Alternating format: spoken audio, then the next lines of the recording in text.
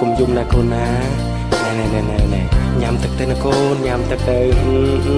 គេងទៅកូន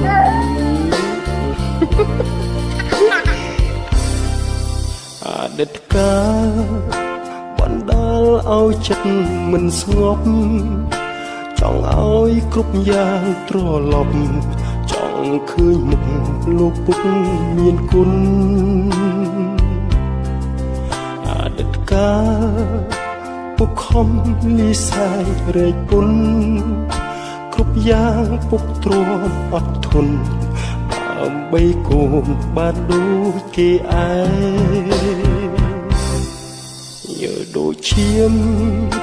ក្រុមក្រៀមកុនដាលថ្ងៃក្តៅដល់ផ្ទះមិនថាយប់ជ្រៅពុកតែងនៅនិបនិបប្រឡែកូននៅតូលងព្រោះតែសំលេលោកពុកបំពេឲ្យគេលងវងវេក្រោមស្បៃរាត្រីតែពេលនេះបាត់លោកពុកបាត់ពុកឆ្ងាយពីភក្ត្រា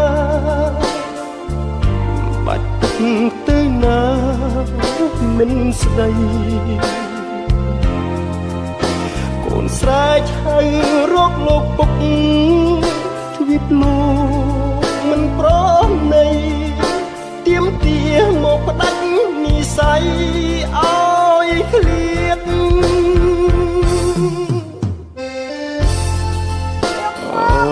កូនពុកមកពុកមកកូនណាកូនឆ្លាតពីតកូនទៅកូនឆ្លាតណាកូនណាកូនធំឡើងធ្វើការធំណាកូន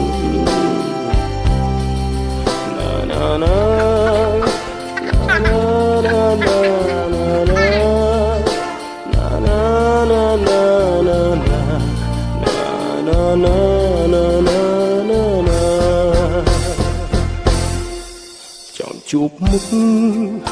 ចង់ឃើញពុកនៅចិត្តកូនពាក្យពេចន៍បំពេលួងលោមធ្វើឲ្យកូនរឹតនៅស្រណោះមានថ្ងៃនេះដោយសារគុណពុកសន្តោសទូមានអប់រំកូនប្រុសមិនឲ្យខុសលុះធំដឹងក្តីតែពេលនេះឃ្លាតលោកពុកឃ្លាតពុកឆ្ងាយពីភក្ត្រាបាត់ពុកទៅណាមិនស្ដីកូនស្រែកហៅរកលោកពុកទ្វីបលោកមិនប្រណី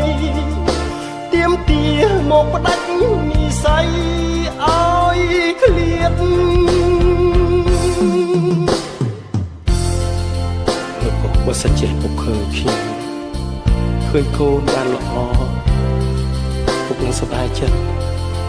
តែបើកូនចង់ឃើញលោកពុកកូនអត់ដឹងថាជួបលោកពុកដោយរបៀបណា